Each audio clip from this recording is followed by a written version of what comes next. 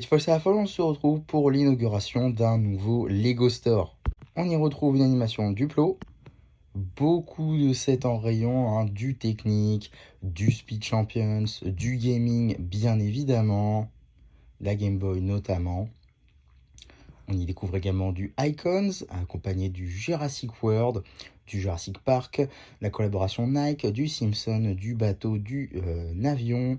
On découvre également du botanique, des plantes, d'autres set icons avec des licences en passant par du Lord of the Ring, du art également, du architecture. Également quelques sets Lego IDs qui sont exposés en vitrine, du modular.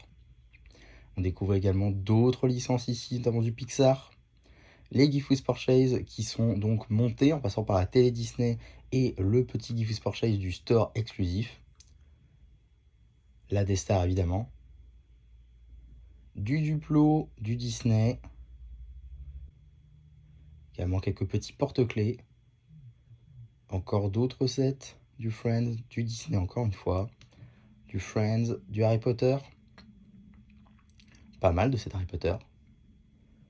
Un pique-brique assez bien fourni pour le coup avec pas mal de pièces, notamment dorées. Et des pièces pour Noël. Du Wicked, du Dreams, du Batman et donc du super-héros avec Marvel juste à côté. Du Lego City bien évidemment. D'autres petits sets ci et là, notamment un petit set éléphant.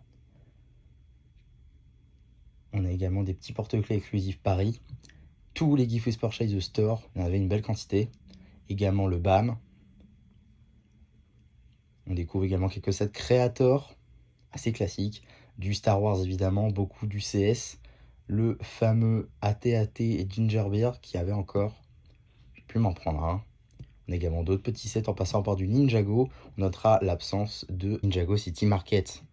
Depuis l'arrière, on peut voir la vitrine avec les sets qu'on a vus au début, mais cette fois-ci vue de côté, donc puisqu'il n'y a pas de fond sur les étagères, je trouve ça plutôt intéressant. En conclusion, c'est un excellent Lego Store qui fera donc un Lego Store de plus à Paris. On en a également un au Halles, donc évidemment à Châtelet, mais également à SoWest. Donc voilà, ça en fait beaucoup de Lego Store à Paris. Ça en fera donc un troisième, quatrième si on compte celui de Disneyland Paris. En tout cas, une plutôt bonne dose de 7. On notera quand même deux absences de 7 que j'ai notées, en passant donc par Ninjago City Market, dont j'ai déjà parlé plus tôt, mais également le set de l'arcade, qui, je ne vais pas dire est un must-have, mais un set qui a fait beaucoup parler de lui, donc je trouve ça bizarre qu'il ne soit pas là.